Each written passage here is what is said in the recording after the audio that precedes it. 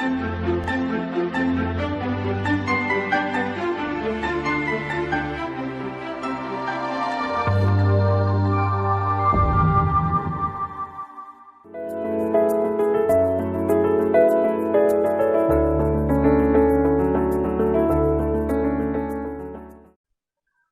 all my friends.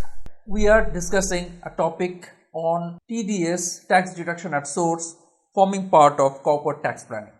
In this particular session, we will like to cover the interesting part of tax deduction at source. Normally, the basic objective of tax deduction at source is that the tax is collected at origin. That means whenever a payment is made by the payer to the payee, by the contractor to the contractee, right, to the service provider by the service recipient, some amount is deducted at source and deposited to the government account, and to justify that deduction, to prove as an evidence of deduction of tax, a certificate is issued. That certificate is called as TDS certificate or tax deduction at source certificate.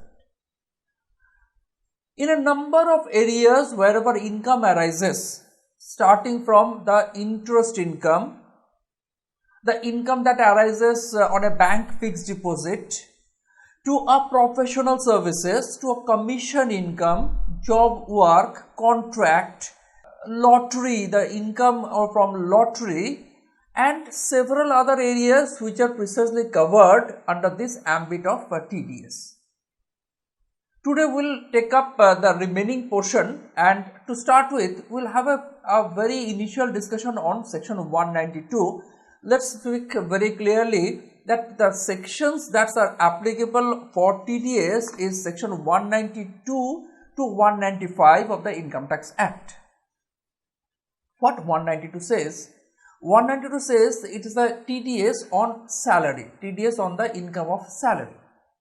So the employer is responsible to deduct tax on the amount of salary to be paid or being paid to the employees, and he need to estimate the entire income of the year divided by the number of months, and then the balance, the amount is equally apportioned over the month, tax is being deducted, and that tax is deposited to the government account on a month to month basis.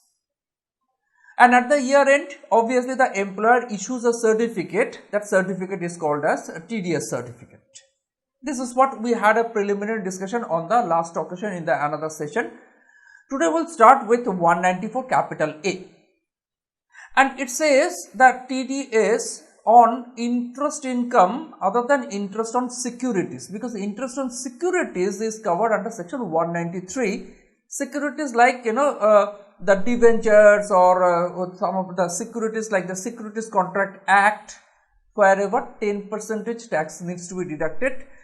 But the major impact is not seen in 193, the major impact shows in 194A, because it says that it is the tax to be deducted on the interest income when the interest is accruing on the deposit with bank, normally fixed deposit, deposit with different fixed deposit schemes issued by different corporates, recurring deposit schemes, and any other places wherever interest is accrued, right, on a deposit or on a mobilization of a fund.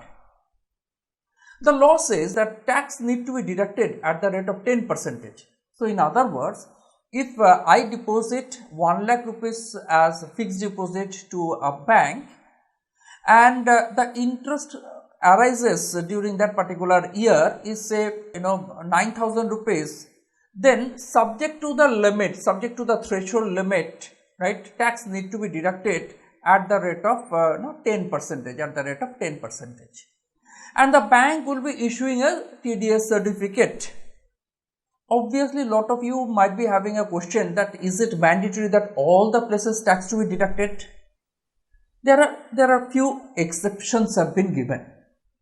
A senior citizen may provide a declaration form in 15G and can say that no tax to be deducted. 15H could be placed by the other category of citizen to prove, to declare that his or her taxable income does not exceed the threshold limit. Threshold limit means the limit up to which it is not taxable. And in that case, the deductor would not be deducting tax at source. From this, now let's go into the real business segment, the corporate tax planning segment. 194C is a very important provision. And 194C says that any person responsible, let me just speak out that any, the word starts in section 194C is any. It says that any person responsible for paying any sum to the resident contractor for carrying out any work. So, lot many any's are there. Any means anything, right?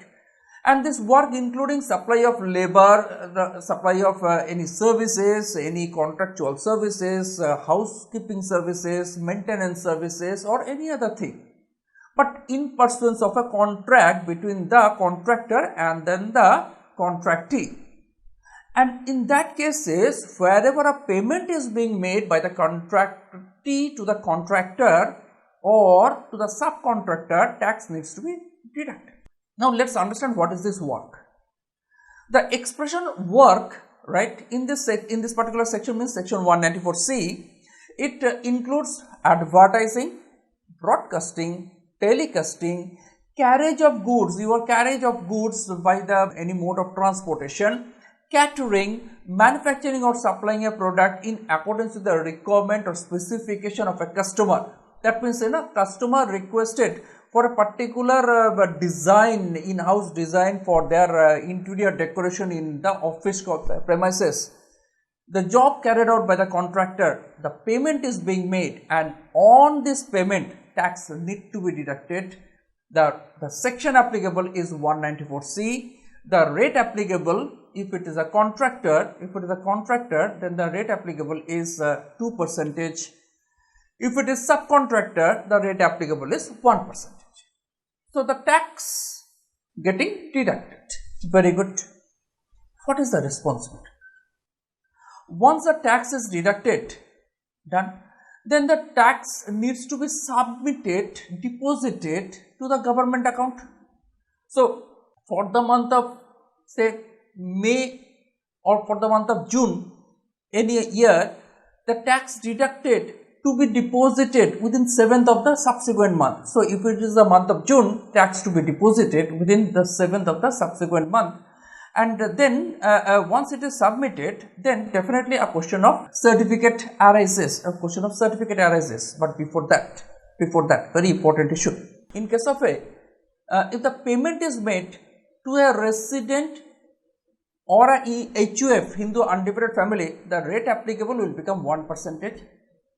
If the payment is made to any person, any resident Indian other than an individual or HUF, that means a company or a firm or a public limited company, the tax rate, deduction rate would be 2%.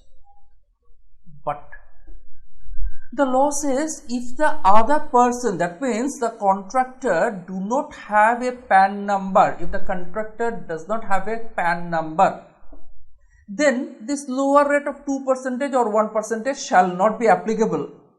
The full rate of tax would be applicable. The rate in that case would be 20%, 20%. So, my friends, all the time we have to be very careful. If we find that the person to whom the payment is being made is or does not have a PAN number, permanent account number under Income Tax Act, then the tax deduction rate would be 20%. Done. Then one more very interesting issue into it. At what time tax has to be deducted? It may very much happen, it may so happen that I received a bill and I kept the bill, I made a liability booking in my books of accounts but never paid the bill. So, the question in law, it's very clarificatory in nature. It says that if a liability has been provided, booked in the books of accounts, right, or the payment made, whichever is earlier, tax has to be deducted from that particular day. So, liability booking or payment made, whichever is earlier, tax needs to be deducted. and obviously if it is deducted, tax needs to be deposited to the government account. Here again a question comes. Can any contractor submit a form 15G or 15H as we have discussed as applicable in the case of interest? Can they submit such form and claim a lower rate of tax? Answer says no, nobody can do it. It is like the contractor or the recipient of the money need to approach to the assessing officer requesting him, sir, my turnover, my total income falls below the threshold limit, falls below the limit of taxation. So, you please give me a certificate under section 197, and with that certificate, on placement of that certificate, only and only it is possible that the deductor may not or would not deduct tax at source. 194H. Come to the next section. It says TDS on the commission and brokerage. So, any sort of commission, any sort of brokerage, lot of businesses, lot of business activities, lot of professions carried out on a commission or brokerage basis. It may be travel agent business, there may be ticket selling agency commission, it may be shipping liners commission, it may be insurance companies agency commission, it may be any other type of commission or brokerage where the income arises need also to be deduct tax at source. The rate of tax in this case under section 194H is 5%. But again and again, please recall, if the person does not have a PAN number, the deductor need to deduct at a higher rate 20% and not only 5%. So, that has to be very clearly remember in mind. 194I speaks about tax deduction on rent, and what has been said in the law, if a property has been given on rent for a business purposes, rent means, here the rent means any payment by whatever name called under any lease, sublease, tenancy or any other agreement. The word any is very open, or arrangement for usage of what? Land, building, right? Machinery, plant, equipment, furniture, fixture. So, even I have got an equipment, say a generator set which I have given on rent, the amount that I am going to receive is chargeable with 194I, and this 194I in case of plant and machinery the tax rate is 2%, land and building the rate is 10%. Good. Before we come to the close of this session, one big area, 195 says whenever an Indian resident is remitting money abroad, for the income has arisen in India, tax need to be deducted under the provisions of section 195. So, if a non-resident technical advisor provide a technical service in India to any Indian company, and the fees or remuneration is remitted outside in India, the company before or at the time of remittance of the amount should deduct tax at source under section 195. So, friends, we come to a close of this session.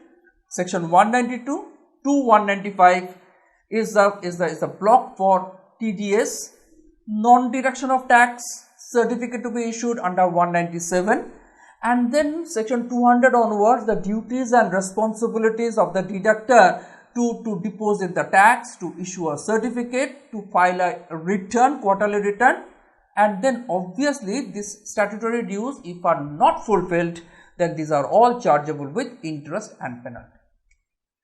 Thank you all my friends. Thank for this session.